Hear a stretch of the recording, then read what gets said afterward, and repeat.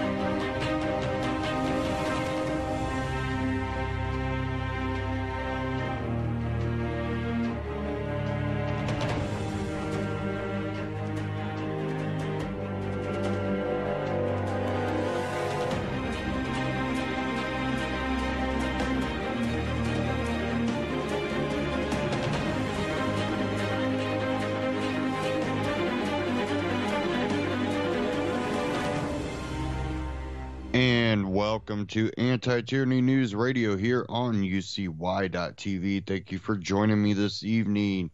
We're going to kind of dive right into the supposed reported chemical attack on Syria.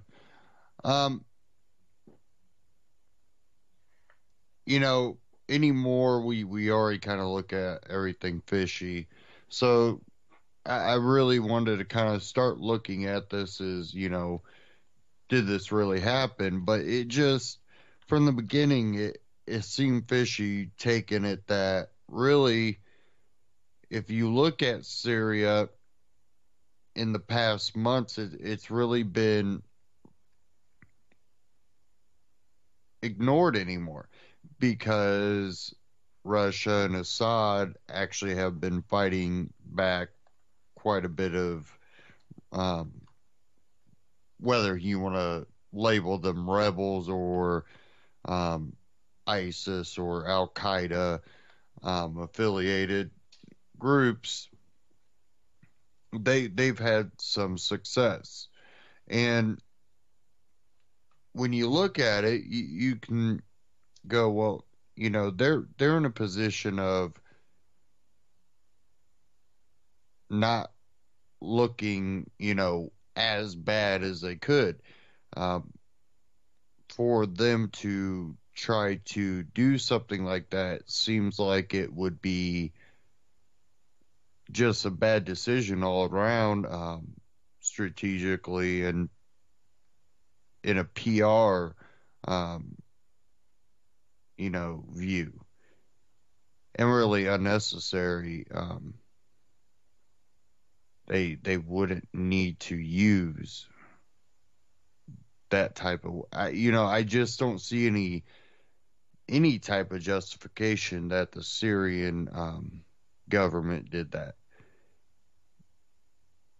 But still going, I still could be wrong. I keep looking at it, and it seems the further I dig, the more it seems unlikely, and it seems like more of a strategic move to justify more military involvement. That's what I get from it. I have a few articles, one from Anti-Media, another one from RT, which, of course, yes, it's a Russian, we expect there to be pro-Russia or pro-Syria, leaning out of that, but we will cover that. We also have one from We Are Change. And I really want to get into the article from We Are Change, But first, we're going to go ahead and dive into um, a Ron Paul Liberty report. And, you know, he asked the questions whether this is a false flag or not. And, you know, from more reliable reporters, those independent reporters that are going in there, and time after time, it seems that these more independent reporters are all saying the white hats are not what they seem to be, and it's only the mainstream media that's covering it. And you know, the moment this happened, it's you know the white hats, and it seems more and more that the white hats tend to be more of a propaganda group. And we've also seen, you know, the videos that have come out where there was that car bomb that went off in the video, and then you see them, you know, lay down in the street and act, you know, and then, oh, here comes the ambulance, and oh, they're all hurt. And we've seen that video, and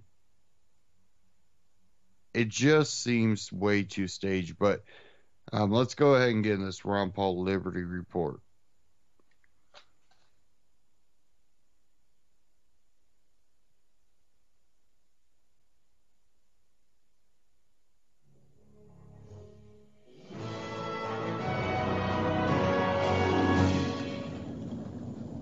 Hello, everybody, and thank you for tuning in to the Liberty Report. Today with me is Daniel McAdams. Daniel, good to see you. Good morning, Dr. Paul. Good. Yesterday, there was some bombing with possibly gas exposure in Syria, and things have changed. It reminds me sort of weather reports. Well, if you don't like the weather, just wait an hour, you know, you'll get different weather. Well, that's sort of what happens in the Middle East sometimes. That just wait, it'll change. Yeah. And actually, you know, before this episode of possible gas exposure and who did what, things were going along reasonably well for the conditions. You know, Trump says let the Syrians decide who should run their country, and peace talks were breaking out, and Al Qaeda and ISIS were on the run, on maybe defeated. So it was like, you know, in spite of their problems with this foreign policy, it looked like there was some benefit, but it looks like maybe somebody didn't like that, so there had to be an episode. And the blame now is that we can't let that happen because it looks like it might benefit Assad. So Assad, they claim, now went and released gas to kill a bunch of people.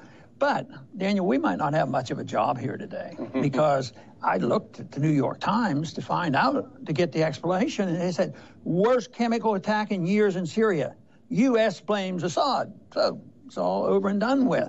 But not quite so easy, is it? What happened 4 years ago in 2013, you know, this whole thing about crossing the red line, and ever since then, the neocons have been yelling and screaming. Even part of the administration is still yelling and screaming about Assad using poison gases on his people 4 years ago. Not quite true. Yeah, it was never proven, in fact. And the UN official Carla Del Ponte said that attack was most likely done by the rebels based on the evidence. But here you have Nikki Haley, U.S. ambassador to the UN, almost as we speak, literally at the UN Security Council, saying, quote, "We know Assad has used chemical weapons before." It's not true. It has never been proven that he has. He may have. We do know that the rebels have used them. That has been proven. And who would benefit? It makes no sense, even if you were totally separate from this and take no sides of this, and you were just an analyst. It doesn't make any sense for Assad under these conditions to all of a sudden use poison gases. It's zero. I think it's zero chance that he would have done this, deliberately, and he's doing this now. But we could also go to a famous senator who's an expert on foreign policy, and we could go ask John McCain to explain it, and he found somebody to blame. And I don't know what he has it in for the president. We criticize our president once in a while, and we try to be, balanced and criticize the things we think he's doing that we don't like. But McCain says blame Trump. It's all Trump's fault because he hasn't been aggressive enough. He's backing off. He wants to have negotiations when you have to get rid of Assad. So he's backing prior to 2011 when the neocons, which are in cahoots with a few allies like Saudi Arabia and Israel, the Sunnis, and the Iranians, they're all, in cahoots together. So therefore, they have to be destroyed. Yeah, and it's, the fact is, as you point out, we're on the eve of peace talks, literally on the eve of peace talks. Assad has the upper hand in these talks. He's almost, essentially, with his Russian and Iranian allies, wiped al-Qaeda and ISIS out of the country. So on the verge of this great victory that they've suffered for all these years, he decides, I think I'm going to go out and kill some people with gas. And if he just wanted to kill people, there are a heck of a lot better ways of doing it than using gas, which just guarantees that the entire world community, including your allies, are going to turn against you. As you say, he would have to be the most insane leader probably in the history of the world, a Caligula or something.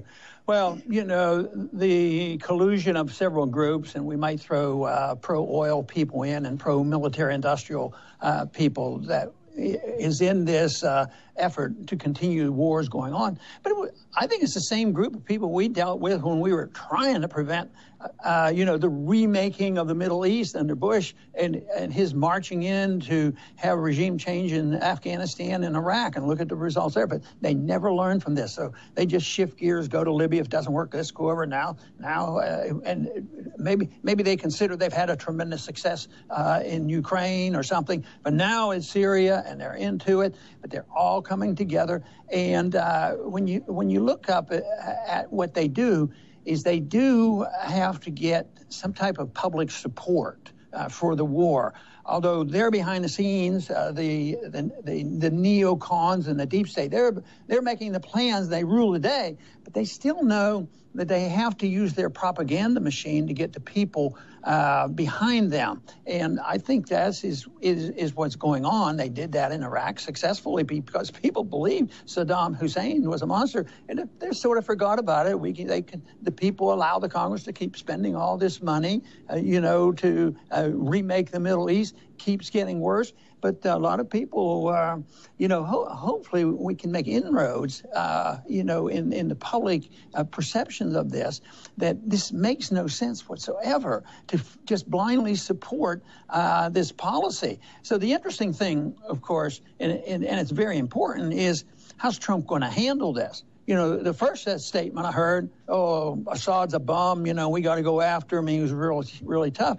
And the next time it wasn't so tough. So he almost had two answers. It wasn't, no, I don't think it was him. We don't need to escalate. We need to find out more what's going on. It doesn't make any sense that he's done that. So he's sort of in between on this. And it's important. Now, if you go to Haley, and other military people that are in the administration, they're gung-ho sometimes to support the neoconservatives. But it's the neoconservatives who are benefiting tremendously from this, because it's derailed the progress that has already been made moving toward a more peaceful settlement in Syria. Yeah, and the loss of the rebels. But, I think it's the reaction is epitomized by Boris Johnson, who's the UK foreign minister. Here's what he said. All evidence points to the Assad regime. In the next sentence, he called for a thorough and international investigation. Well, how do you have all the evidence pointing to someone if you haven't had the investigation yet? And I think it's interesting that the initial stories about this attack came from two sources. One of them is an NGO based in the UK that's not even in Syria, and the other is a US-funded group called the White Helmets, very controversial group because they work very closely with al-Nusra Front in Syria. Both of these groups are paid for by the US and UK government, so you at the very least would have to be suspicious about these reports. And plus, I've seen pictures that the White Helmets have put up of them handling these people supposedly hit with sarin gas, but they didn't have any protection. And everything I've read about sarin is that it's absorbed through your skin. Remember the prop they used leading up to the Iraq War of taking babies out of incubators. Yeah. It was all staged, a paid PR firm in the United States using people in the United States to claim that as a story. But, McCain actually made fun of the notion when Trump came out with a reasonable statement. Let the Syrians decide about this. It's just this whole thing. He says, how can they do it? And he argues that what right do they have to decide their own country?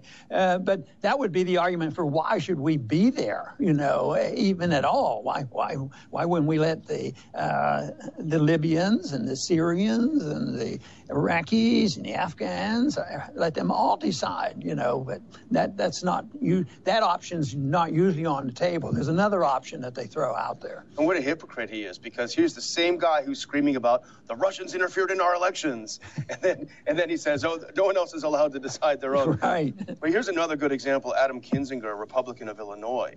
And this shows the mentality of many people in Congress. And so people think that these people are statesmen and they're so well-versed. This is what he said. I think there needs to be punishing strikes against the Syrian regime as a result of this. You could hit the command and control centers, cutting Assad off from his military forces. But what he's calling for is literally World War III.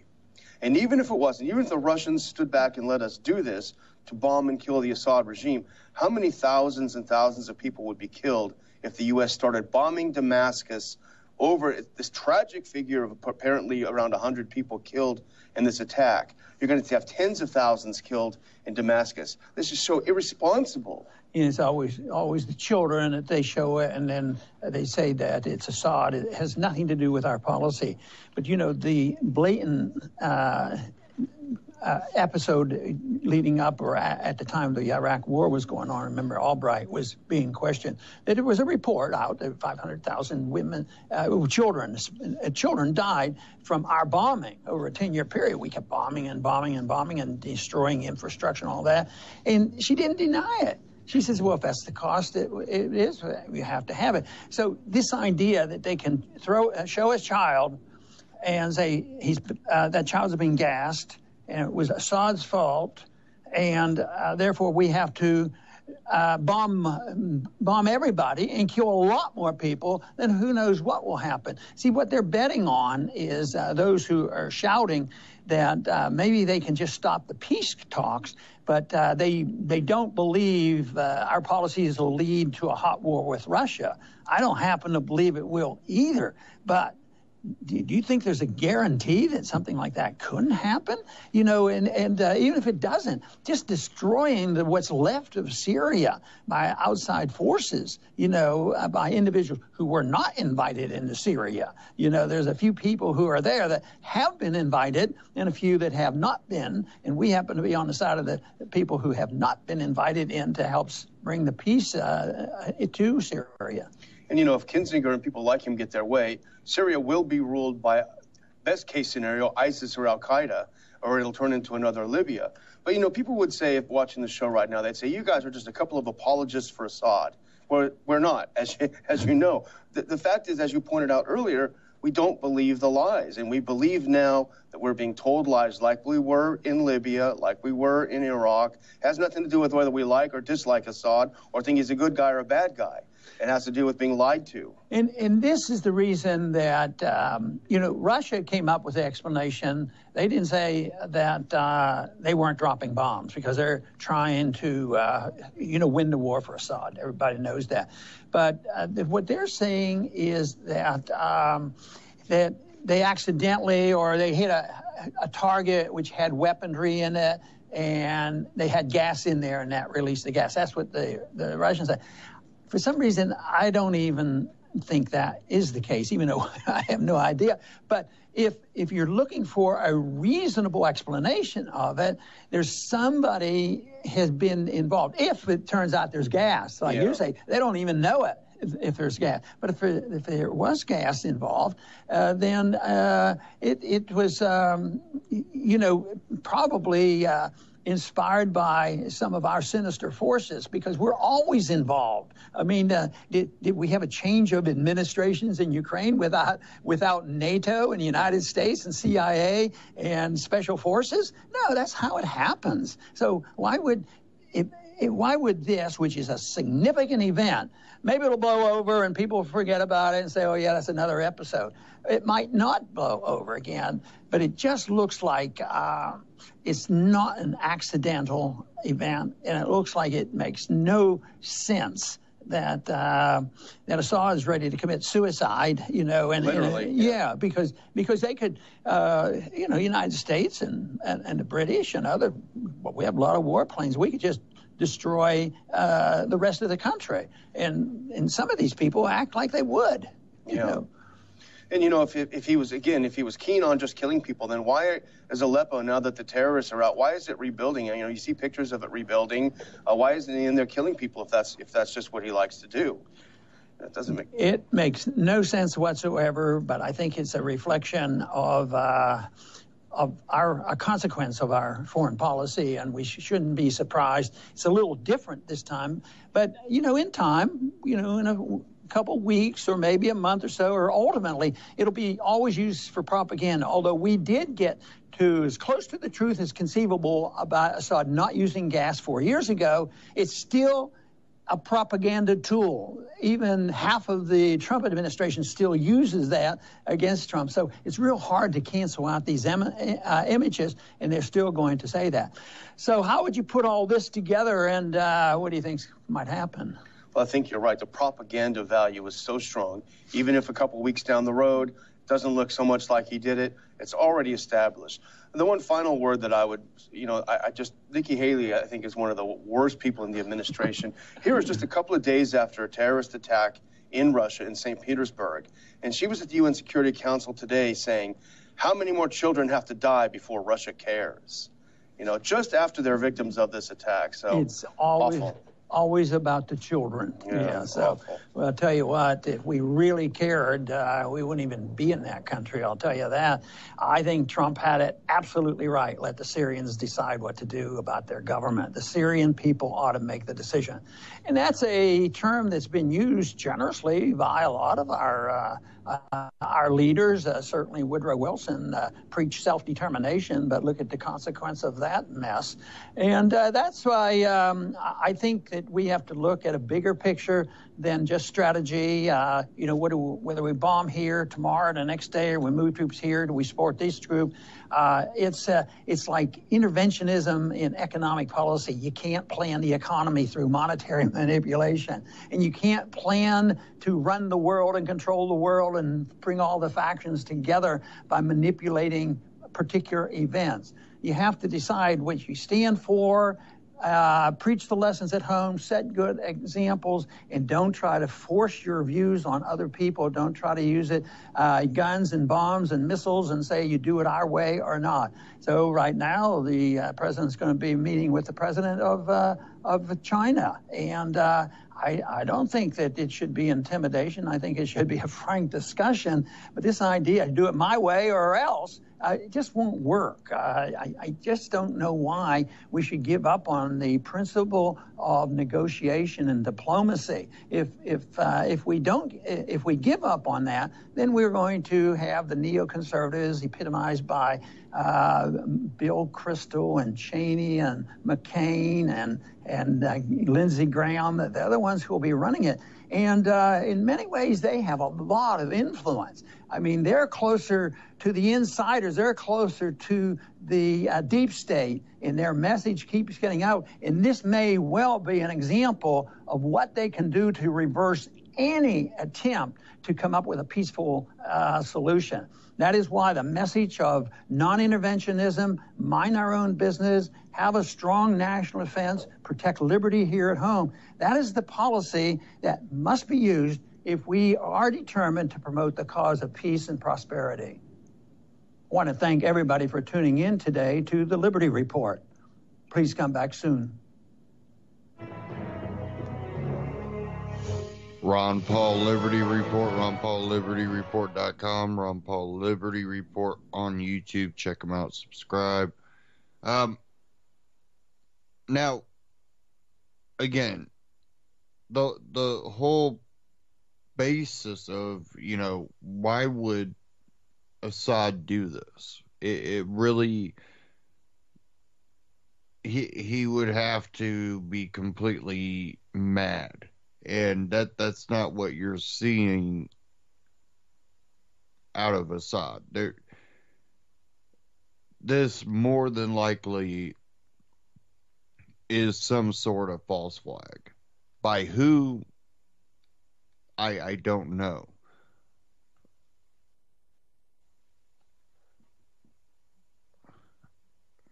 Okay, that was kind of weird. So I came across this article out of wearechange.org. False flag in Syria. Journalists raise alarms on gas attack. Two prominent journalists with experience on Syria believe the recent gas attack was a false flag designed to make the Trump administration go to war on Assad. And this was posted today.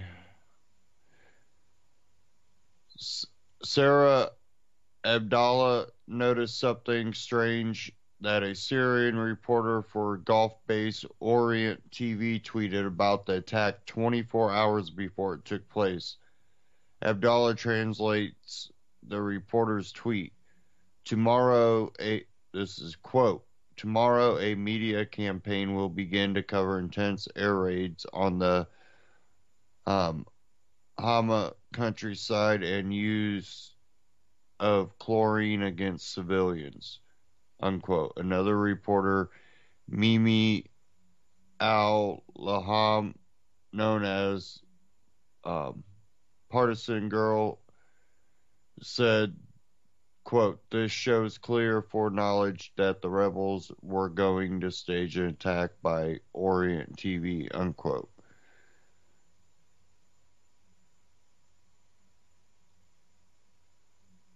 Al-Laham also reported that the White Helmets, an Al-Qaeda affiliated group funded by George Soros and the British government, were responsible for the chemical weapon attack on civilians in the Syrian city of Khan Shaykhun. She goes on to state in another coincidence that 250 people were kidnapped by Al-Qaeda last week from the nearby city of Hama, which is the same number as the current body count of wounded and killed civilians. Laham further noticed that the media's narrative was quickly changed from nerve agent to sarin to chlorine. She added that the media is quick to believe anything without any evidence. She also exposed one of the media's sources, a Dr. Shahjun Islam, who is facing terror charges for kidnapping, torturing two British journalists in Syria. In another case of coincidence, Partisan Girl explains that the White Helmets received serum protective respirator suits 1 month before the attack, despite the Syrian government no longer owning sarin gas, according to OPCW and John Kerry himself, as Abdallah points out. We will leave you with a very thought-provoking question from the Syrian deputy ambassador. Who is the beneficiary of chemical attacks? Is it terrorist forces that seek to topple our government? Syrian deputy ambassador at UNSC.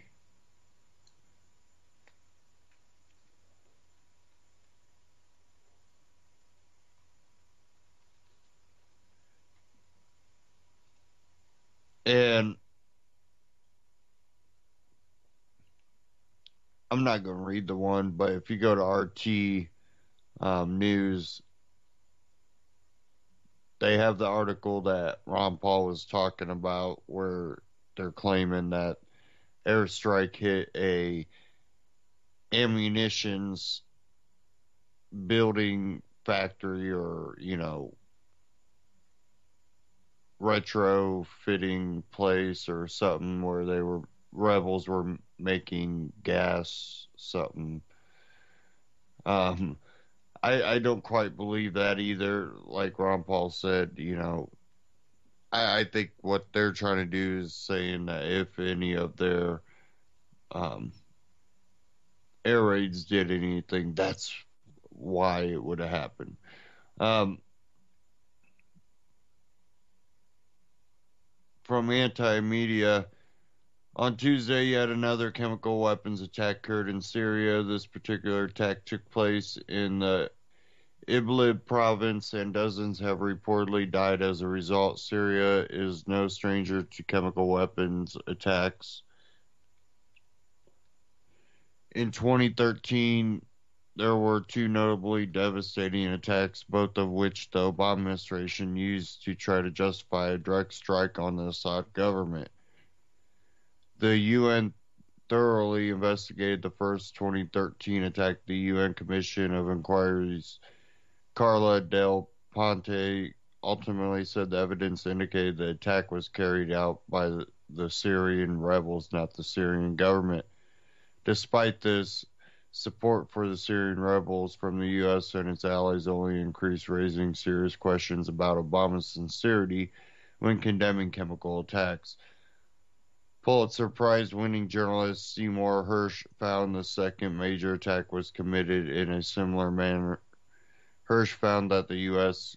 quite deliberately attempted to frame the evidence to justify a strike on Assad without even considering al-Nusra, a terror group with access to nerve agents that should have been a prime suspect. In 2016, the UN concluded that the Syrian government had indeed used chemical weapons during the years-long conflict, but that ISIS had too. This is in light of the fact that in 2013, the UN also declared that the regime no longer possessed chemical weapons. These facts are largely missing from any serious commentary on the most recent attacks in Syria, despite these reports being accessible and available. The world has instead decided to blatantly ignore them and rush to blame Assad once again. It is also worth noting that one of the sources blaming Syria and or Russia for this attack is the so-called Syrian Observatory for Human Rights, an organization run by a single anti-Assad dissident in Coventry, England. Having these claims bolstered by the White Helmets does nothing to aid its credibility, given the group's leadership is reportedly driven by a pro-interventionist agenda conceived by the Western governments and public relation groups that back them, according to Alternet. Yet, without directly confirming any of the intelligence, the media and politicians are out in full force condemning the Assad government. As of this article's publication, The Guardian has three top headlines, one reporting the attack and the next two condemning Assad directly. Even a New Zealand newspaper, the New Zealand Herald, ran an ambitious article entitled "Donald Trump is the only leader who can stop Syrian atrocities." No, it is not the Onion.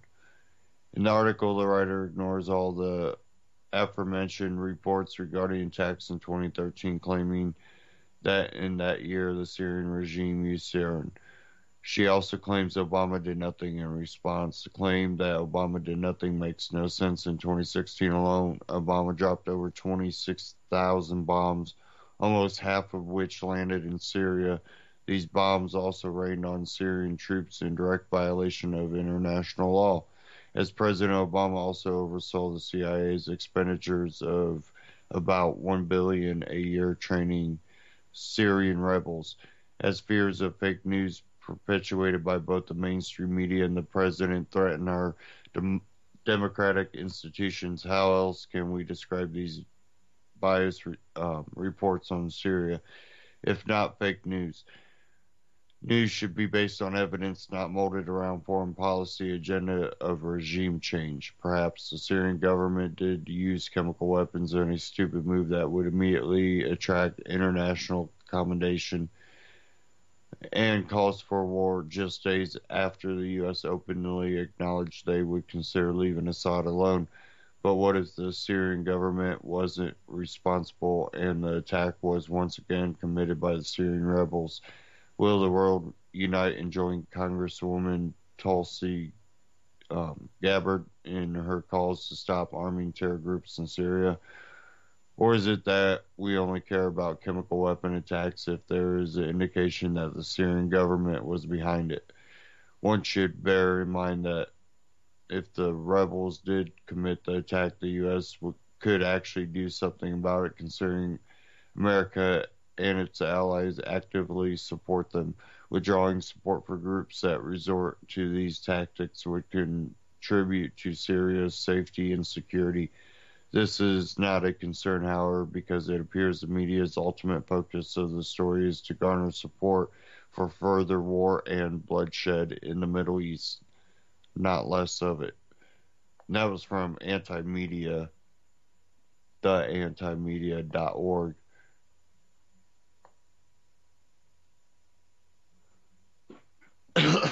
Excuse me.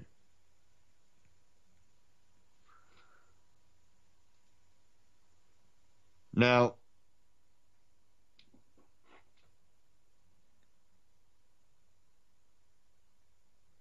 it's pretty convenient too that Turkey was meeting with Trump today, did a press conference, and talking about support for them.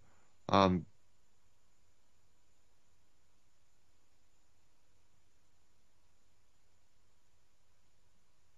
right now, everything going on in the Middle East, I really don't trust any side because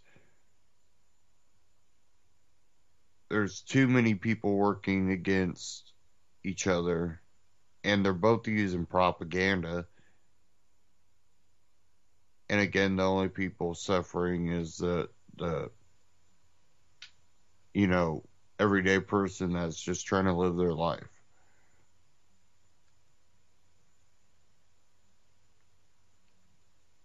And they do the same thing with propaganda here. The war on drugs. You can make the argument because it's supported by a lot of evidence that the war on drugs is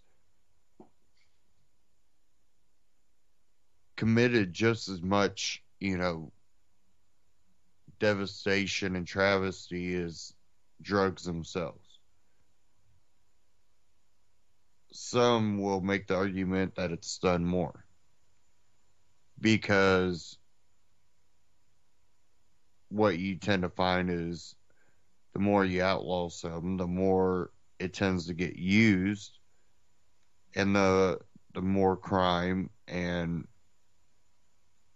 everything else that comes with it being illegal.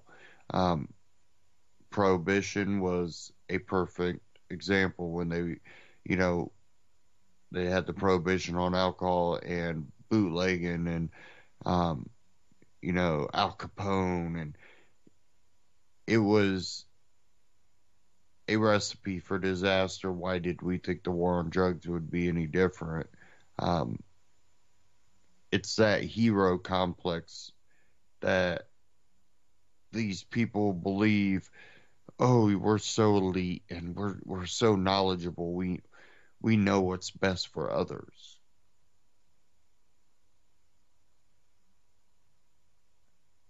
And they really don't. They only know what's best for them. And that involves being able to hold on to power over others.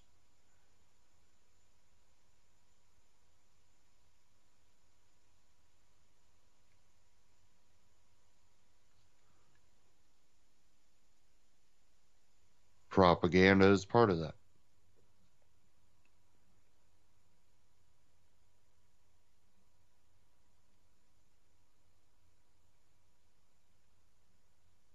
Give me a second here.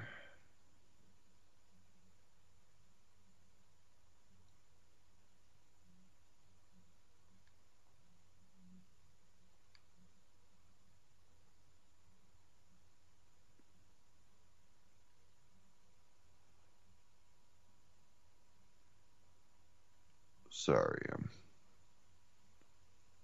just trying to get it to load here.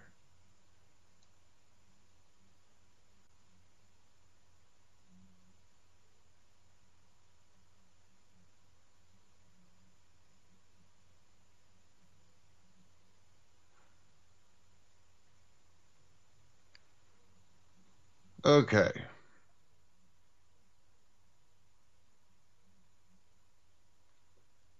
Maybe. Sorry, guys.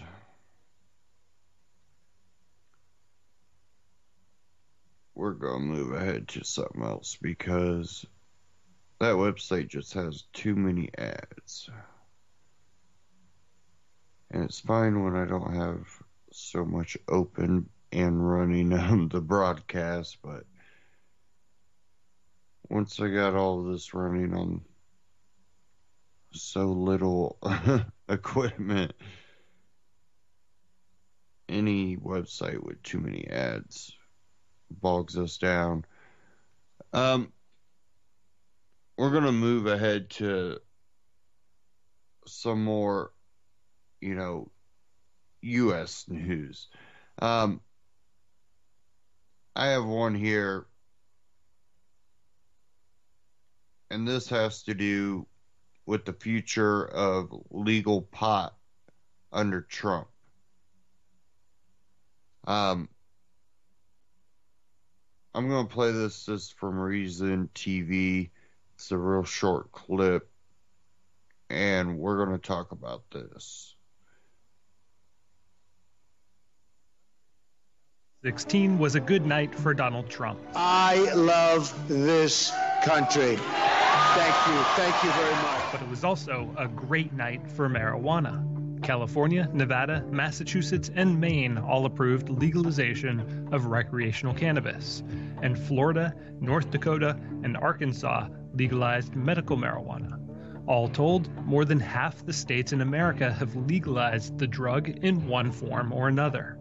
So how will the Trump administration deal with pot, which, after all, is still illegal under federal law? On the campaign trail, Trump seemed friendly to the notions of medical marijuana and leaving the rest to the states. I think medical should happen, right? Don't we agree? I mean, I think so. And then I really believe you should leave it up to the states. It should be a state situation. But signals from his administration have been more mixed. There is still a federal law that we need to abide by in terms of the medical, when it comes to recreational marijuana. I, as you know, am dubious about marijuana. We asked cannabis industry professionals what they see for the future of legal weed in the Trump era.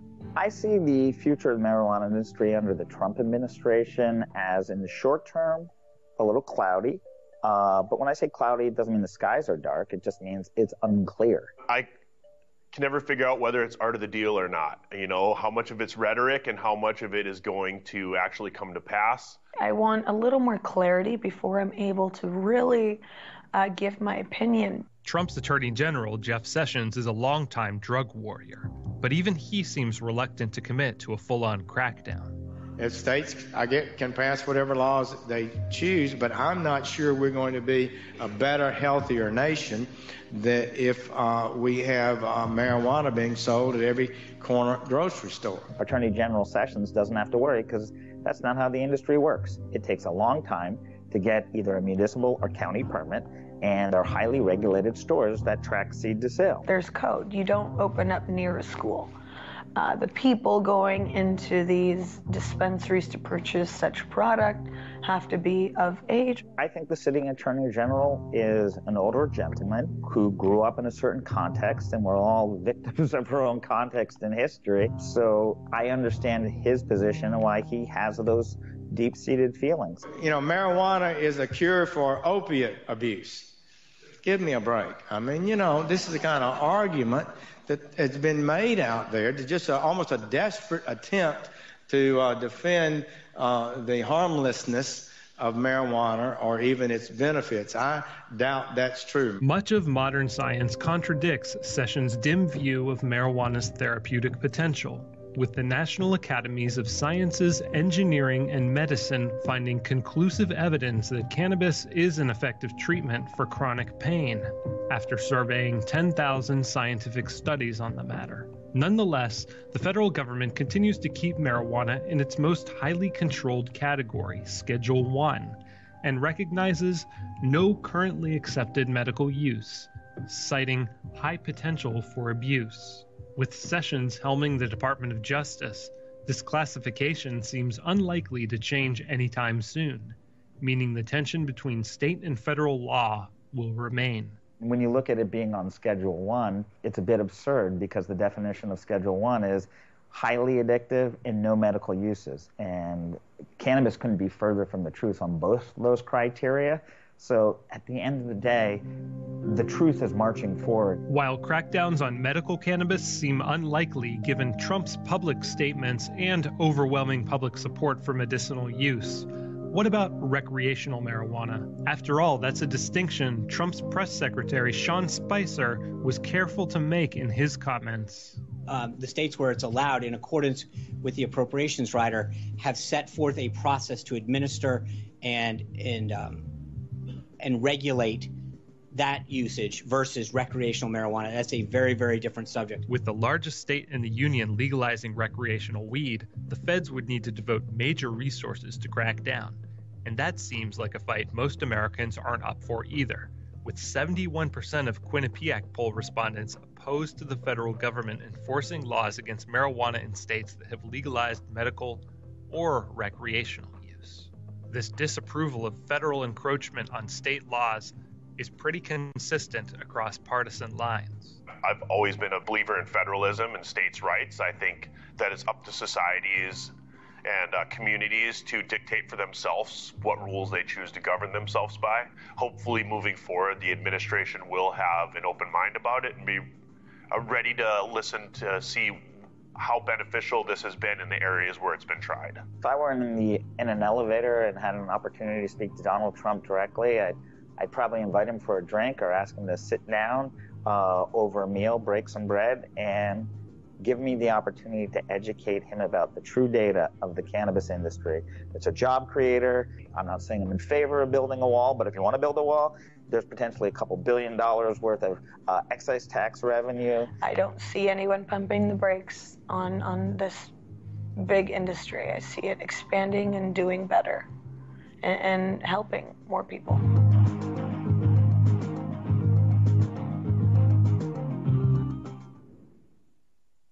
Again, Reason TV on YouTube or Reason.com.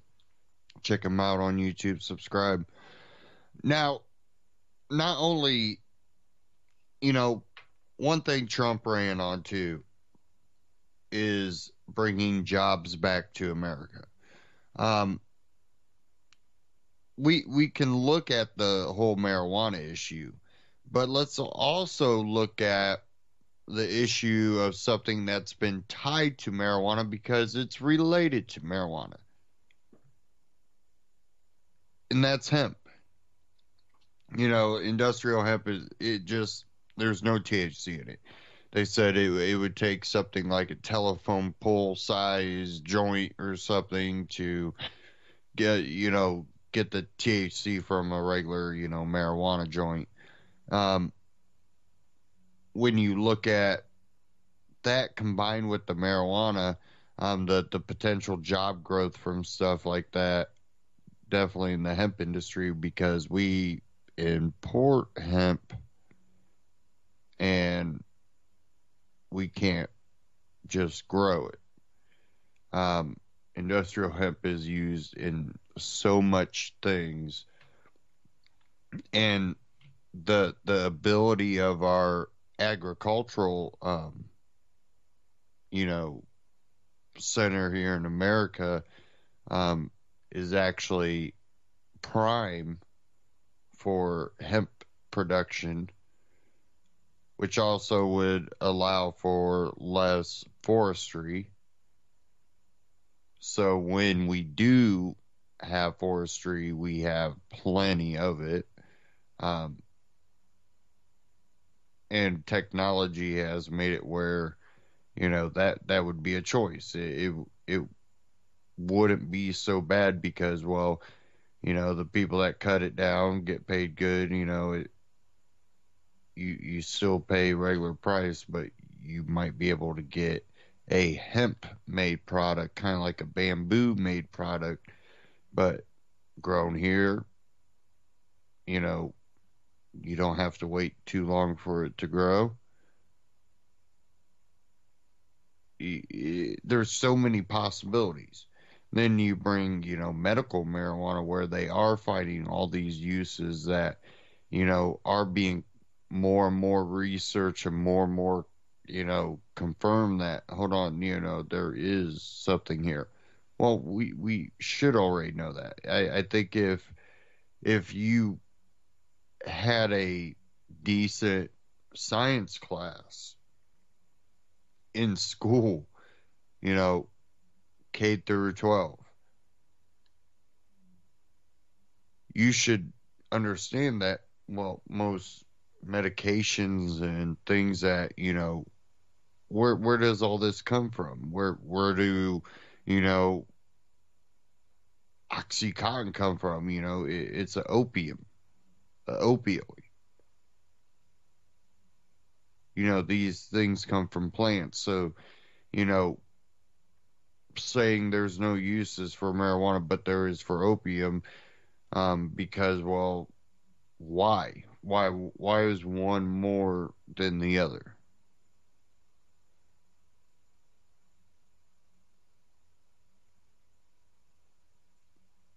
They do make money off both. The war on drugs makes money off of things, and then, it's just, it's been propagandized, and I think there are too a lot of older people that they're so set in their ways and set in their beliefs that they won't look at new evidence. I hope I never get that way. I'm always trying to, open up to new things, but I also try to also look at reality. Um, but believe me, my mind gets blown all the time. I'm like, whoa, I didn't notice that, or I didn't think about it that way. And I think that's only beneficial. Let's never try to close our mind off to the possibility. I might believe something, but I might also be open to the possibility of something different. Um, and even if I don't usually, there's been issues that I've looked at, and I believe one thing, but then I've seen evidence that made me go, I don't know if I believe that, but there's enough there to say that what I was believing before cannot be the truth. Doesn't mean I fully believe the other side. I try to find what I believe from the truth that I see on both sides. So it's one of those things that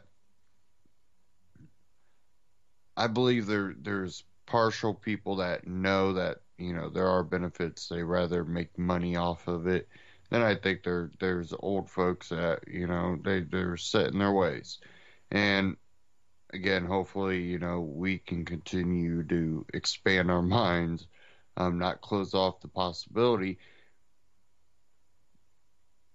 And we have to break through a lot of the propaganda from all the different industries that fight against it. And we also know that it's not supposed to just be something cool to do. We can't make it the next cigarette.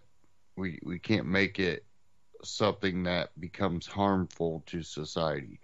And luckily, cigarettes have diminished, and sad to say I'm a smoker, but I've tried to cut back, and working on quitting. Good luck with that. No, I really do want to quit, but it's also my choice. Um, you know, Ron Paul, I remember in one of his campaigns, he was talking about legalization. He said, legalize it all. It's not what you choose to put in your body. It's the choice that you make to put something in your body that can harm you, or the choices you make when you're on something. Just because alcohol's legal or someone does something stupid on alcohol doesn't say we should make it illegal. It didn't work. Um, you have to make those decisions. Am I going to get drunk and drink and drive and kill someone, or am I going to be responsible? It's a choice that we make. And the thing is we've outlawed things that do less harm to the people and the others around them.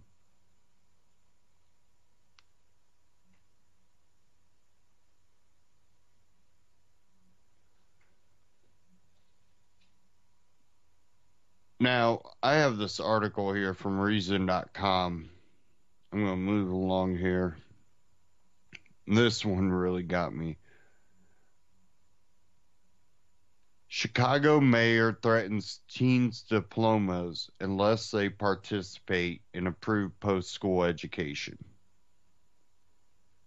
Hey, Chicago kids, if you're expecting your high school diploma, you're going to have to tell your school what you plan to do with it. Oh, and if you're not going to do what the Chicago public school system wants you to do with your diploma, they might not give you one. The city of Chicago has so ineptly financed itself that it has to tax the crap out of its citizens, literally, just to try to keep its underfunded city employee pensions afloat. It is so dysfunctional that it's the only top 10 city in America that's losing population. Yet today, Chicago Mayor Rahm Emanuel has decided that the failure of teens to map out their post-secondary education future is a big enough problem that the city's bureaucrats need to get involved. And that's what they're going to do, is such a brilliant example of how disastrous central planned governance is. The school system is going to withhold diplomas from graduating high school seniors unless and until they provide the school system information about their post-school plans. And be very clear, very clear. This is not a choose your own post-education adventure. You will choose from one of 4 government-approved options. If you want a diploma, you will be required to provide proof you've been accepted to a 4-year college, a community college, a branch of the armed services, or a trade school or program. That's it. That's what the city of Chicago has decided your choices for success are after you graduate high school. Got an entrepreneurial spirit? Go get an official post-secondary stamp of approval with a business degree, kid, or else it doesn't count. Part of a family-owned business, the city plans to regulate and tax them out of existence anyway. There's an entire list of ways this demand offends the conscience. First and most obvious, it treats people who are becoming adults as though they are wards of the state and withholds a diploma that they've earned unless they provide information to the Chicago public school system that they have no authority to even ask for. Second, note that how all of these post-school options tie the teen further to environments subject to continued government control and operations even after reaching adulthood.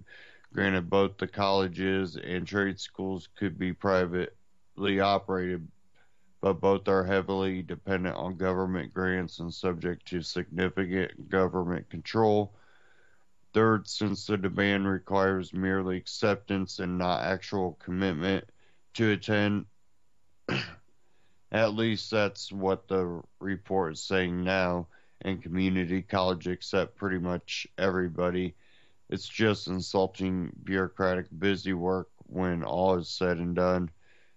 They can't take your diploma back if you get accepted into college and then don't attend. And that just makes it all more offensive. It's paternalistic government nudging designed to socialize and fundamentally trick teens into thinking that this is the sum of all their choices after graduation. Fourth, imagine being a teen and not grasping the busy work nudging nature of this demand, concluding post-secondary education is out of reach for you for whatever reason, and believing that you have to join the military in order to get your diploma. And finally, this is clearly a jobs program, but not for these students. It's a jobs program for secondary educators and administrators, an attempt to force an increase in demand through this not so subtle coercion. Emmanuel pretty much said so himself.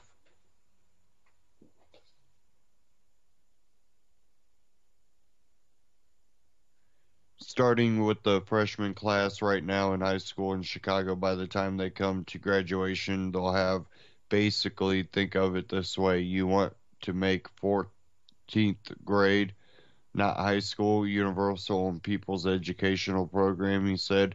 And what I mean by this is if you graduate, you'll have to have a letter of acceptance from a college, a letter of acceptance from a community college, or a letter of acceptance from the armed services, or a letter of acceptance from a trade, carpenter or electrician. Note that Emmanuel is confusing universal with mandatory here. This is the first step in pretty much mandating post-secondary educations for people who might not and perhaps should not be otherwise pursuing them. And according to the Chicago Tribune, this rule is supposedly coming into place starting with students who graduate in 2020. Hey, notice that date there? Remember Agenda 21? Now they're calling Agenda 2030, but they're moving it off in plans in a lot of major cities around the nation. And they're calling it, Vision 2020, or some of them even, Agenda 2020, or,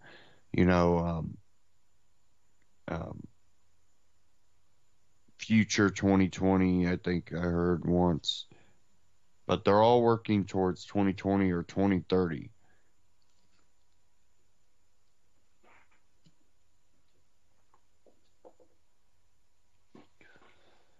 So that date kind of just rang in my head right there when it said who graduated in 2020.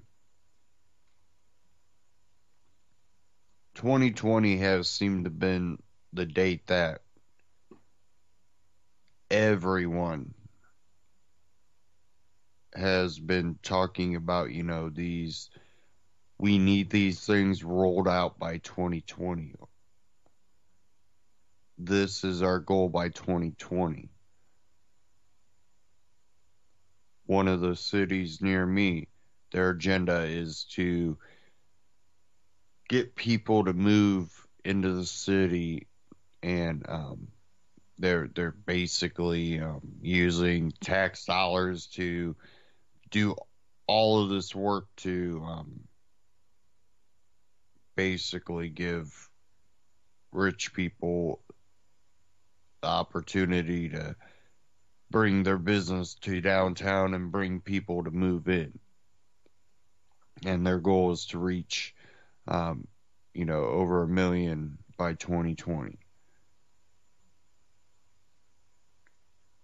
And what you're finding is that the most wealthy people are trying to get out of the big city.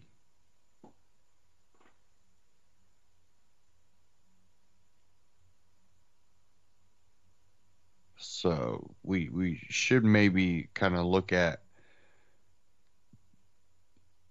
if you live in a city or near a city, that if these goals are being, rolled out.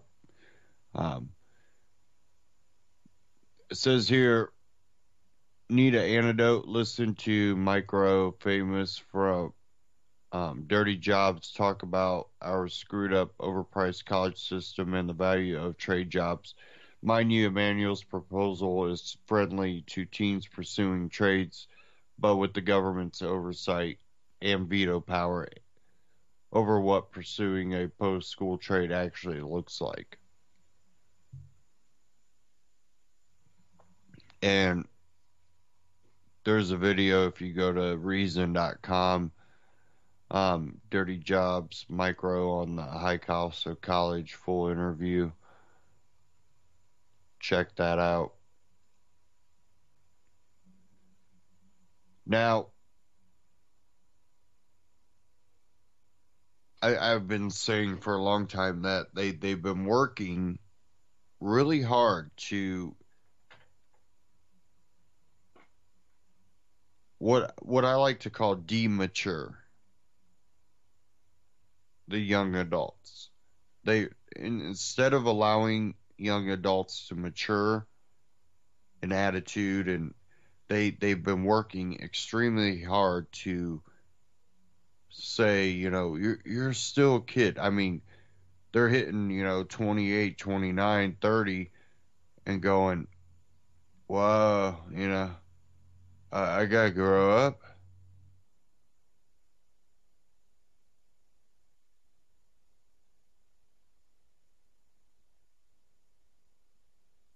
So when you look at it, it goes along with that whole dumb down the youth. And really, I woke up to it years ago, but it still was a shock. It still is a shock. I don't understand the lack of knowledge. Like, these people can be, I can figure out a math problem, yay, but really cannot, see reality. You can literally go tell, a TV network host on mainstream media or a host of one of these morning shows to state something as fact. These people will absolutely believe it. No critical thinking, no questioning. They're good direction followers. So they probably could, do something that a critical thinker, as they're doing it, would go, there's something wrong here, where these people just do it like a robot.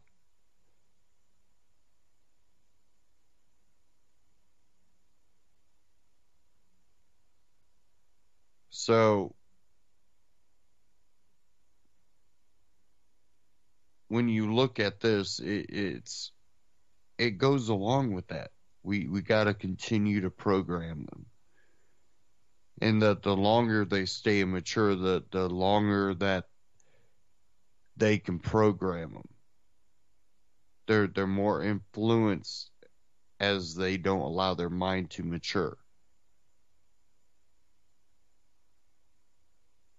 And then what we're talking, most people get set in their ways, get set in what they believe, and won't look at things when they get older. Not all people. I know plenty of people that, they question things, they question what they believe all the time. There's people that I know that believed one thing now believe something else just because, you know, there's enough pattern here that they believe this now, and they're older. But then I also know older ones that if you even brought up something different, oh no, you don't know what you're talking. They don't want to hear it. They're set in their way. They don't care. They just want to believe what they believe.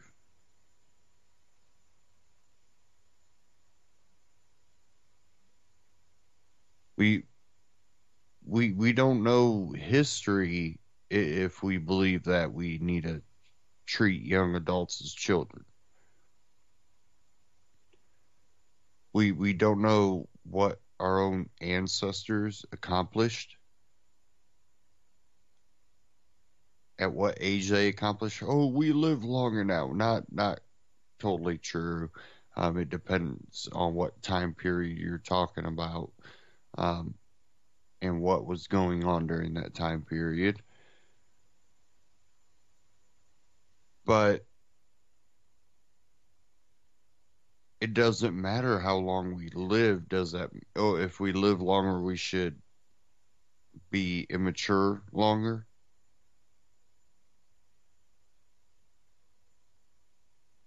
The youth still has that ambition, and they used to be able to funnel it towards a future. Now they got to funnel it towards partying one night and studying, you know, the next morning, cramming for a quiz and then party. Copy paste, copy paste. That's what I always like to call it. When I was in high school and college, I would copy paste. Read here. Here's a worksheet, fill in the blank. Copy paste, copy paste. A lot of times I didn't do homework, I just took the test. Pass the test, you pass the class, whatever. It was unbelievable. Copy paste. And, you know, it's amazing to see anymore when we see someone at a young age. Oh, they're 16, 15, and they created something that they're making money off of. Oh my, they must be a genius. No, they probably had the opportunity to explore their ideas. At the same time, you know, I've seen people go, you know, that's pretty cool, but at the same time, you know, their kids are not allowed to do really anything, not explore. Then they want to act out. Why are they acting out? Because you basically put them in a box and tell them don't do anything. Just they might act out. I don't know. we have to, and that doesn't mean you don't keep your children safe. You just give them the opportunity to explore their own imagination, their own, you know, their own skills and gifts. You'd be amazed.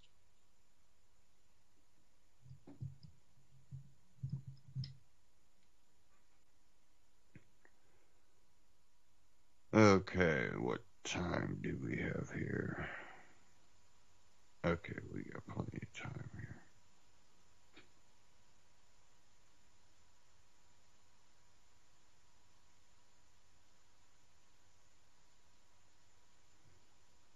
Okay.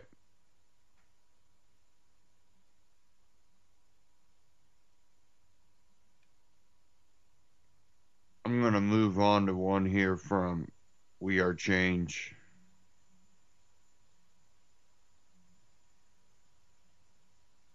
If I don't have to restart the browser, I shouldn't have to here. It should be good.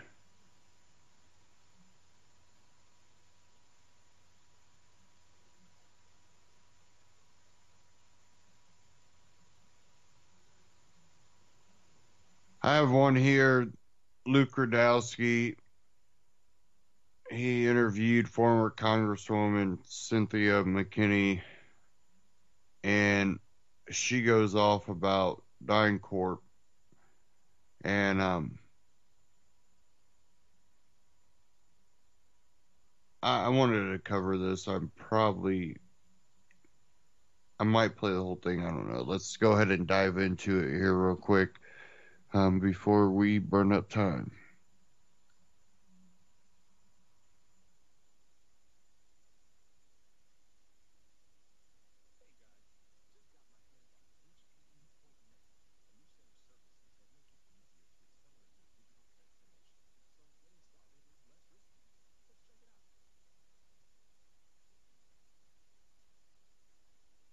Of WeAreChange.org. And as you know, rarely ever do we do Skype interviews, but today you guys are in for a very special treat. We are joined by an incredible, amazing human being, the one and only Cynthia McKinney. She served 6 terms in the U.S. House of Representatives representing the great state of Georgia, but most importantly, she not only kicked some major ass in Congress, she is now an activist and doing really incredible work. And in this video, we're going to be getting into very serious topics that need to be discussed, but yet so many people are afraid to talk about these issues. And Cynthia, I really wanted to talk to you about the latest supposed Trump efforts that he announced last month, where he said he was going to combat human trafficking.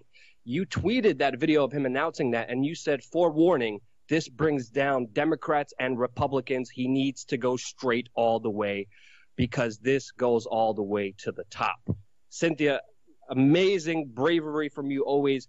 Can you explain what you meant by that tweet for the audience who isn't looped into what we know? Well, basically, human trafficking is like a scourge that has overtaken the, I don't like to use the word elite, but has overtaken the, how can I say, the decision makers, the policy makers, basically in too many countries around the world. And I don't know if it's that this is a part of the requirement to join an elite political body, or if it's just something that happens as a result of being in power and then becoming, more craven with your power. But we've got instances that have been documented, of course, of United Nations, sexual trafficking, human trafficking, sexual slavery, and also the situation with DynCorp. And so here we know what happened, we know what continues to happen, and yet there seems to be this air of impunity. Now, with respect to what DynCorp and other corporations that are part of the military-industrial complex are, how can I say, they are engaged in, is something that, for example, when I grilled Donald Rumsfeld about DynCorp, and he said, well, there are some companies that can get out of the penalty box, but DynCorp was never taken out of the penalty box. They were never put in the penalty box. And so the one has to assume that the behavior continues. And of course, we've seen most recently with the situation in Haiti, but arrests that have taken place around the world, that sexual slavery, human trafficking is basically a scourge that people in power have, maybe it's a nefarious taste that people in power have developed. Mm-hmm. Therefore, what I believe needs to happen is if Trump actually says that he's going to go after human traffickers, then he needs to do that. And unfortunately, we haven't seen much action. We've seen the talk, but we haven't seen much action. And I'm quite frankly waiting for the action. In fact, what just recently happened in Haiti was 30 young girls were rescued from human traffickers, and the human traffickers were released. No prosecution, no nothing. We know from the WikiLeaks documents that a previous instance of trafficking of Haitian children was attempted, but the Haitian authorities stepped in and actually made arrests. And the Secretary of State at the time, Hillary Clinton, intervened to help the so-called missionary, which was basically just a human trafficker. And many people don't know about this, but this seems to be a reoccurring problem. I mean, we had the Franklin cover-up. We have people like Jeffrey Epstein, the Jimmy Savile. We have the mainstream media, including the BBC, covering up and lying, protecting people who abuse little children. And this is an issue that for some reason, it should be a common sense issue. You don't do this to other human beings, but the left and right have been very afraid to even touch this issue. And we're finally getting some clairvoyance from people on the internet who are saying, wait, let's actually look into this. Let's actually investigate this. People who have to be brave enough to do this because you get ostracized and finger pointed like you're some kind of crazy person. No, this is documented. This stuff actually does happen, and it needs to be put on the record. And I think one of the ballsiest things that has inspired me to confront politicians was when you confronted Donald Rumsfeld on the DynCorp contracts, the military contracts that they were given still to that military contractor when they were caught selling and trading women and children as sex slaves. This is incredible. We're going to play that clip right now. I watched President Bush deliver a moving speech at the United Nations in September 2003, in which he mentioned the crisis of the sex trade. The president called for the punishment of those involved in this horrible business. But at the very moment of that speech, DynCorp was exposed for having been involved in the buying and selling of young women and children. While all of this was going on, DynCorp kept the Pentagon contract to administer the smallpox and anthrax vaccines and is now working on a plague vaccine through the Joint Vaccine Acquisition Program. Mr. Secretary, is it policy of the U.S. government to reward companies that traffic in women and little girls? Thank you, Representative. This was one of the videos that inspired me to go out there and confront politicians when I saw someone as brave as Cynthia McKinney do it. Now, DynCorp is a very serious, major military contractor. Now, we know Donald Trump did say that he does want to combat child trafficking efforts, but his Deputy Department Homeland Security official is a former DynCorp employee. DynCorp still gets contracts within the U.S. military. They should have been blacklisted. They should have been thrown in jail. Cynthia, can you give us more context on DynCorp and why are they still in business when they were caught so many damn times doing awful things to other human beings? Well, I asked a question of Donald Rumsfeld, 12 years ago or so, and nothing happened. So clearly,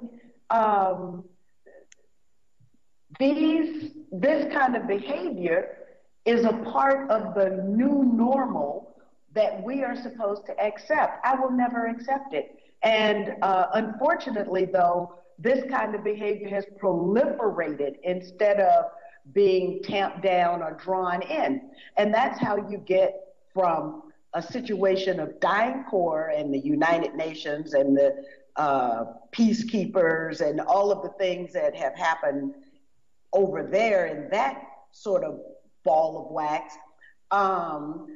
You go from there to Lolita Express and Orgy Island.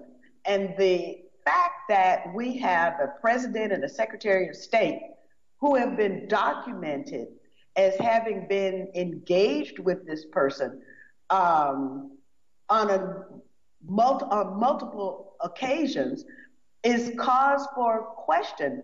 Not only question, cause for investigation. Of course, I follow the Jeffrey Epstein situation because well, we've had our own situations with allegations of prostitutes, and we've got the DC matter. We've got several members of Congress who were actually caught up in questionable behavior. Mm-hmm. And so the fact that one, Jeffrey Epstein gets off so lightly that over 100 Jane Does are forced to file a lawsuit to say, hey, what happened? Why was he released? Why was his sentence so short? Why was he basically given a slap on the wrist when my whole life has been turned upside down by the activities of this man? But not only that, there's no investigation. The only glimmer of hope that we have is that this lawsuit that's been filed by these James will proceed in the courts. But unfortunately, the person who gave Epstein the slap on the wrist has now become, I believe, the Secretary of Labor in the Trump administration. Wow. We've got the, former CEO of DynCorp now in the Trump administration. So instead of draining the swamp, particularly on human trafficking, basically the swamp is being replenished. I'm happy you're seeing it from a different kind of point of view, because I know there's been a lot of kind of enthusiasm and a lot of kind of hope towards Donald Trump, because he did talk a good game. He did talk about exposing Saudi Arabia. He did talk about auditing the Federal Reserve. Some people are saying it's too early to judge him yet. What do you think? What do you think of Donald Trump so far as President of the United States? These are the same arguments that I heard in 2009 after Barack Obama was sworn into office. And so basically what I see happening is the same kind of rose-colored glasses. Oh, we got to give him some time. Oh, we can't criticize him. Oh, we can't expect him to keep all of his promises. Oh, this, oh, that. And so Barack Obama and his administration was allowed to degenerate into killing more people on the planet than I ever thought was even possible for a U.S. president. And Barack Obama did that. And he did that with the eyes open of the so-called progressive community, the Democratic Party stalwarts, people who are the rank and file Democratic Party members, became cheerleaders every time a bomb was dropped by Barack Obama. I've never seen anything like that before, and I hope that I don't witness a revisit of this kind of behavior from the other side of the spectrum. We're always finding out, and I think more people are finding out more and more now. The truth is not on the left, it's not on the right. It shatters all those paradigms together, and you are definitely the perfect example of that. I mean, you had both the Democrats and the Republicans working to kick you out of office because you were such a threat to the whole entire establishment. They're like, holy cow, we're going to have to come together on this, and they did, because you threatened their big authority. It's not left and right, it's up and down, and people need to start paying attention so we can really deal with these damn issues. And I want to thank you, Cynthia, for being such a brave human being, having the gall and the fearlessness to actually do this. And most importantly, I just wanted to say, how are you? What are you doing? Where are you? What's going on with your life? I'm so curious about everything that's going on with you right now as well. Yeah, well, I'm all the way another planet away, basically. I'm on the other side of the planet. I'm in Asia, and I am teaching young people how to be critical thinkers and hopefully how to start movements and how to be revolutionaries. So, and why is it revolutionary to demand accountability from your government? Why is it revolutionary to expect that your elected officials will tell you the truth and that they will actually do what they say they're going to do during the campaign? Why is that revolutionary? I don't think it's revolutionary. I think it's responsible. I think it's being a human being. And of course, we're taught the difference between right and wrong all throughout our lives. And now there's one theorist, by the way, I need to mention, I can't remember his name, but his theory, he's invented this new word called kakistocracy. And basically what he says is that now, unfortunately, people all over the world are have their political institutions populated by the absolute worst people. They're the most incompetent. They're the least committed. They are the most unprincipled people. Those are the ones who have found their way to the top. Not necessarily the psychopaths or the sociopaths, but just people who are unprincipled, uncommitted, uneducated, uncaring, and somehow we've allowed that to happen. This kakistocracy, the existence of this phenomenon basically around the world, I think it's something that goes with indirect democracy. And so I've begun to consider moving toward systems of direct democracy. This is, of course, what Libya had in the Jamahiriya before the Western countries began to try and dismantle the Jamahiriya, and actually successfully did. But there were efforts prior to the bombing to dismantle the direct democracy. And so, of course, we know Switzerland has direct democracy. Nigel Farage now has said that the UKIP is going to be committed to direct democracy. People in Ireland have a movement for direct democracy. And I think that we need to look at changing the political system. Why should I give up my sovereignty that I have and give it to someone whom later I have to beg to do the right thing by me? The whole system doesn't make sense. And that is the system of indirect democracy, which has been touted to be the highest form of democratic practice and democratic exercise. But all of that is propaganda.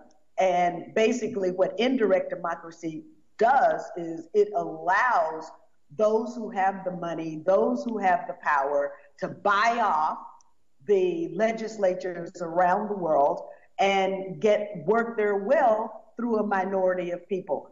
That has got to stop. And I think direct democracy is an issue that we need to put into the common parlance as we discuss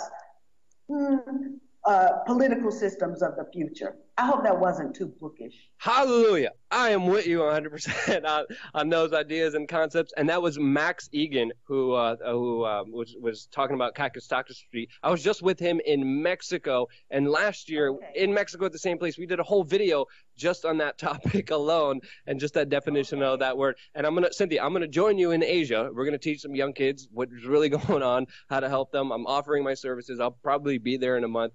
I want to thank you from the bottom of my heart for being an incredible, brave, fearless human being who's not willing to stand down against these punks. No matter what happens, you're always there, always fighting for common sense. For We Are Change, wearechange.org, We Are Change on YouTube. Check it out. Watch the full video there. And I don't always agree with her on everything, but I think that she was definitely in tune to the corruption on both sides, that she does try to critically think things. Doesn't mean we always agree on everything, but when you're critically thinking, you might not look at everything always the same, but you really have to look at the character of a person. Are they going, we need more government to intrude on your life, or, we need government to protect the rights. Those tend to be, she would have been more of the, if government's going to be here, it needs to protect rights, not, elitist. Doesn't mean that, we need all this government that she might have wanted, but I think that we should look at a common goal definitely when it comes to we do have this humongous government, and you still have companies like DynCorp that are still major government contractors. When this whole,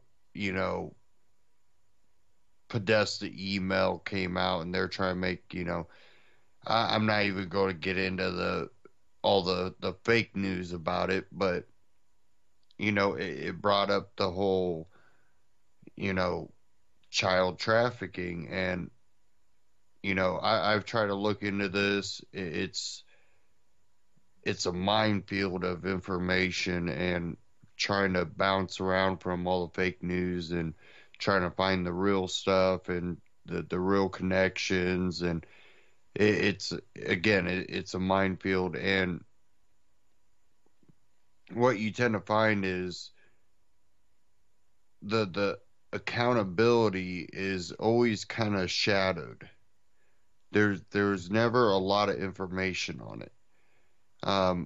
When you do have people say, I'm going to come out and, speak truth, or, tell everybody what's really going on, or, all this, what ends up happening is they end up killing themselves, or, it's so suspicious. And then when you have these mega corporations that are kind of shadowy themselves, that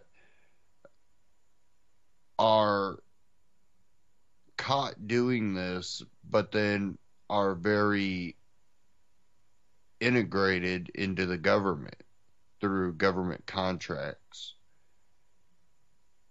You have to question, are we holding people accountable, or are we,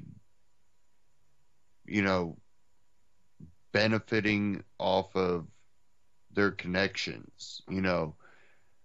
Well, we got to get along with this guy because even though he's a dictator, you know the typical story that we get from government. When they do, why are we, allies with Saudi Arabia if they commit the same atrocities that we were fighting against the Taliban in Afghanistan?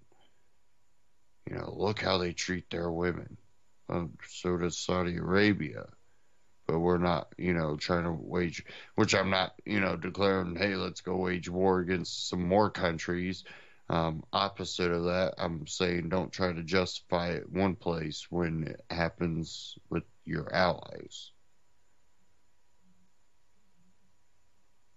Don't be the hypocrite. And we kind of tend to be that if we're allowing the government to, say, oh, we're against this, but we contract with companies that have been caught doing it. Oh, it was rogue. Well, it happened. Even if it was rogue, you probably should just cut ties. If they're this mega corporation, they'll find work doing something. But you should probably watch out and see what they're doing work with.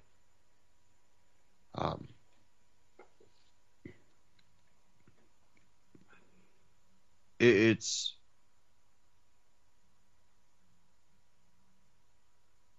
becoming a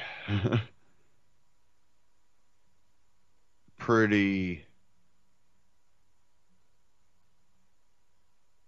unbelievable world out there. When reality is so in your face anymore, and then the propaganda is so in your face, it's another world. But it's also another world when you see how crazy the thought process in a lot of people have become.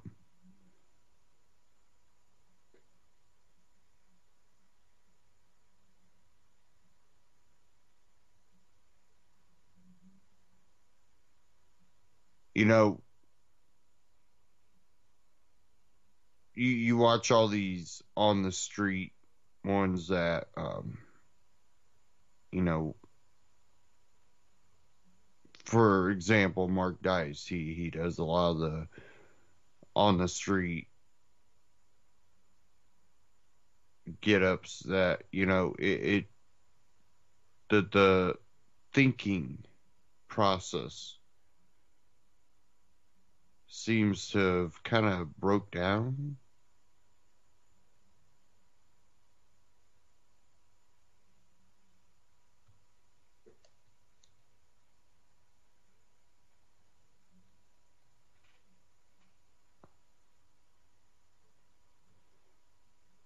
If I can get this here.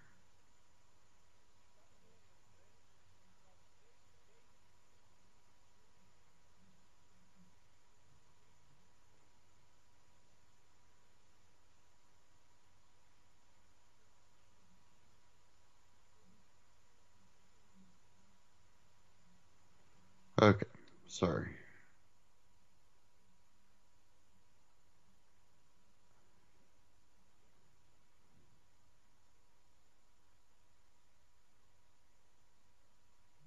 Just trying to bring up this one.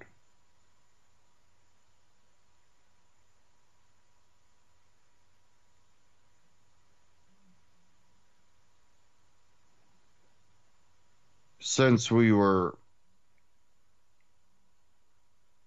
talking about legalization and, you know, something that Ron Paul's brought up before, I wanted to cover this little on the street from Adam Kokesh. How can you say weed should be legal but not all drugs? Bad and everything. I'm from Los Angeles, but I'm here in Las Vegas because we're representing the Green Vegas Project, which is we're doing crowdfunding from the general public in support of having responsible research, development, and licensing of cannabis sightseeing companies here in Las Vegas, particularly the Green Strip Wellness Crawl. That's the main company, but it's about bringing responsible tourism here to Las Vegas, sightseeing tourism. Hey, you know what?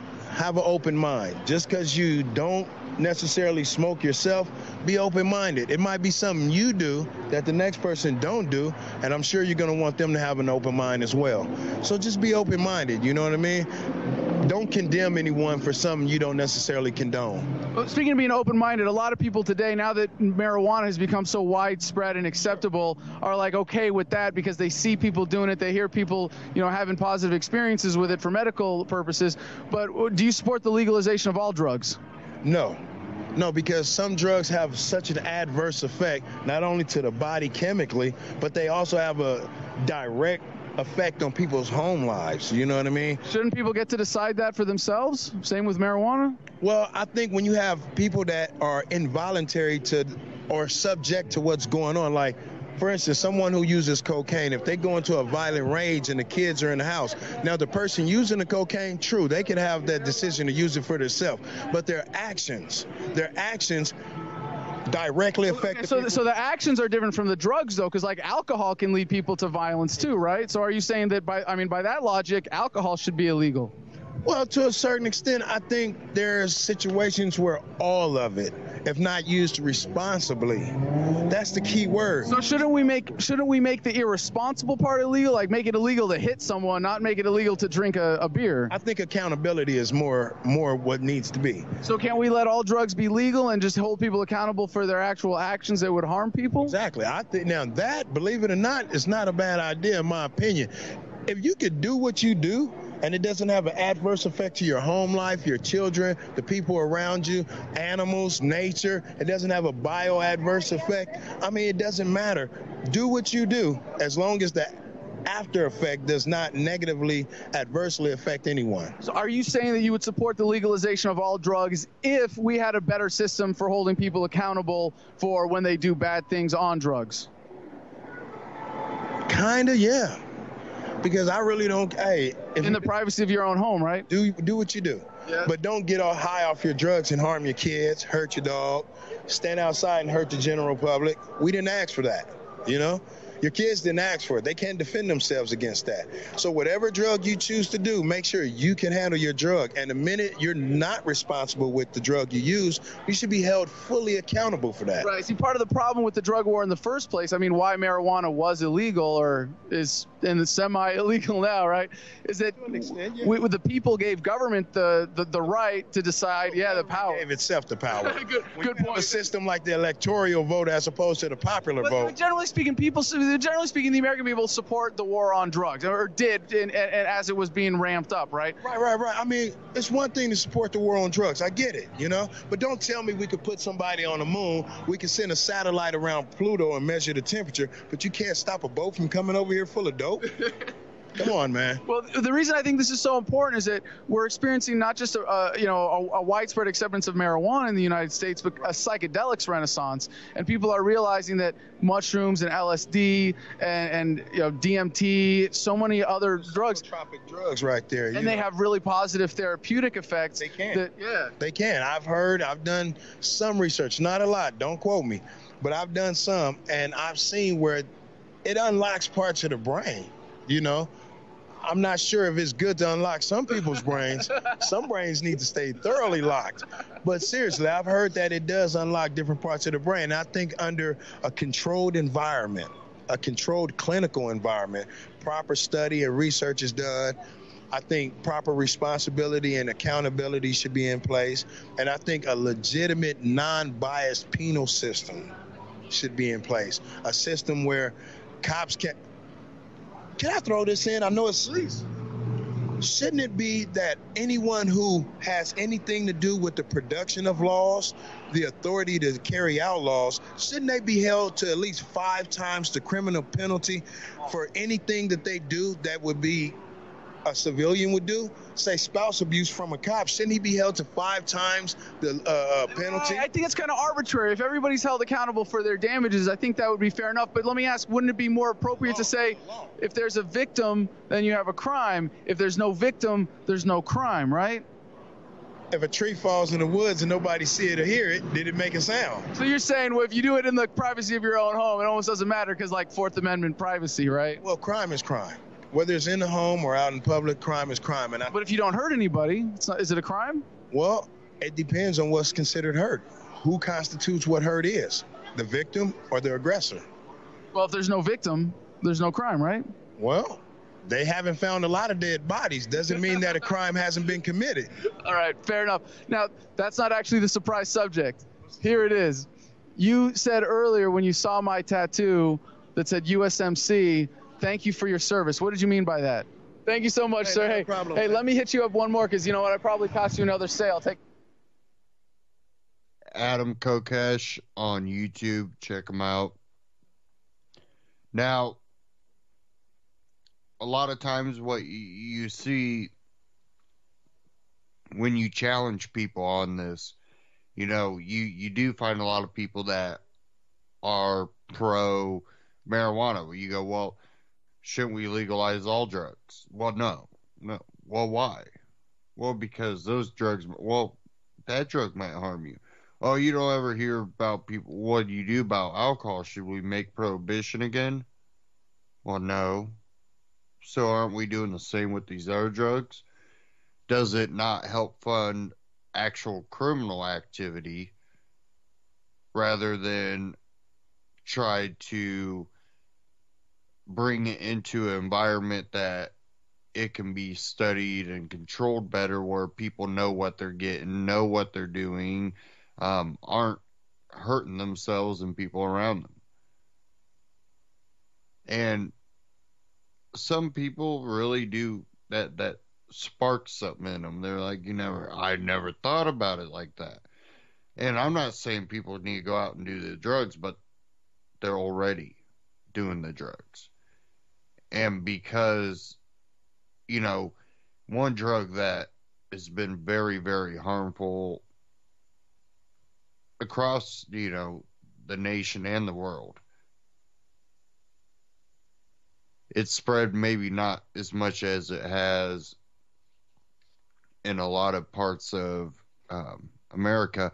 What I really, my research into, how this drug is spread, meth, what you see is meth has really went into these towns that were industrial towns. They might have not had extremely large, you know, factories, but they had a lot of pretty, you know, mid-size factories.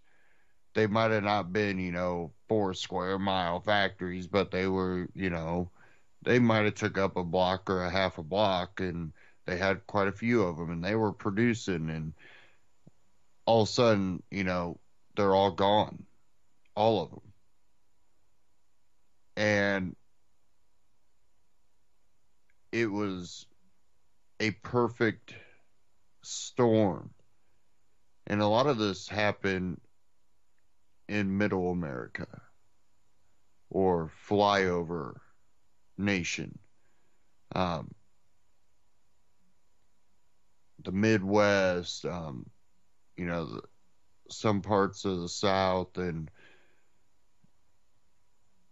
it really affected a lot of communities. And now, because they have regulated the hell out of a lot of the stuff that they used to make it with, a lot of these drug makers, or whatever you would call them, are making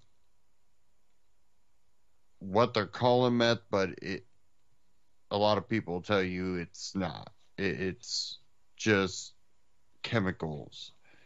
You know, when I was doing the research on it, that's when I found out that, you know, and when I started the research, this was years ago, and I found out that, you know, meth was something that you could buy at the drugstore, and it was, you know, a pharmaceutical grade type meth, and, you know, there were housewives that used to, you know, take it and then, you know, go about cleaning the house and making sure everything's done. And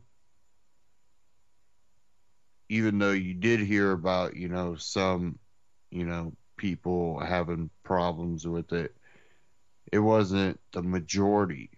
Now you hear about someone doing meth, they're stuck on it, they're, you know, dying, you know, it's eating them from the inside out, and a lot of times it's not even meth. We already know what alcohol prohibition has done. We know what government regulation does. We know what it does to business. We know what it does to society. And the biggest, you know, fallacy that the elites have pulled over a lot of the population's eyes is that, you know, the whole reason for all these issues is we haven't had enough government.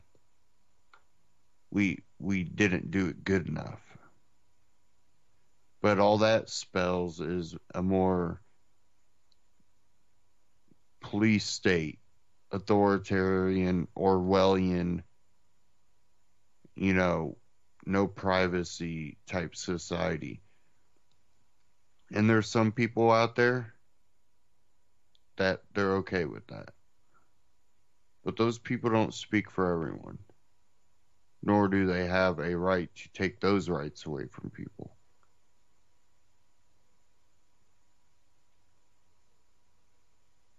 What does our future hold when you cannot color outside the lines?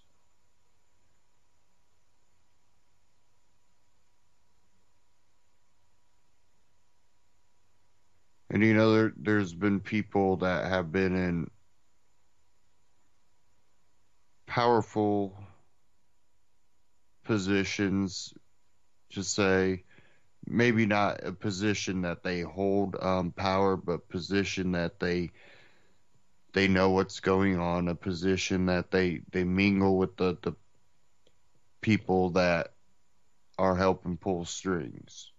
They might even help pull strings. They've been in Hollywood. They've been authors. They've been artists. They've been, so many different things. And there's been enough of them that have been willing to put a warning out there. You have choices. You have paths.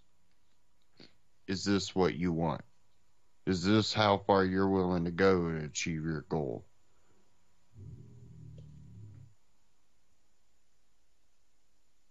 And I don't know if people really realize what they're asking for when they're asking for government regulation and control.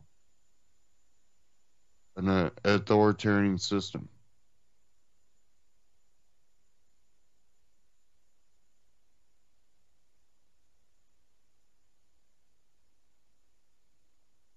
But if we don't speak out now, it's just going to continue to grow. But I think there is an awakening. I always hold on hope for it.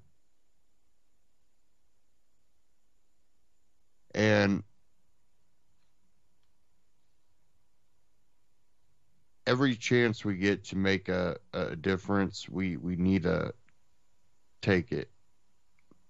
And I think, again, it starts with our youth. Everybody knows I'm a big homeschool or tutoring type, something other than the same brainwashing that you get from public schools. And a lot of private schools have even now gone to the same,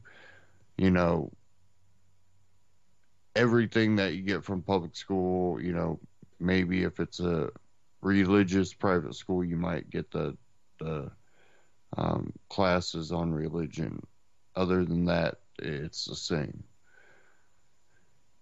But, we have to start with the youth because they're not being allowed to. If you're in Chicago, I'd probably urge get your kids out of Chicago before, they're stuck to the system where, they won't get what's rightfully theirs if they don't go to the school. What if you have a kid that's already starting a company? That won't count.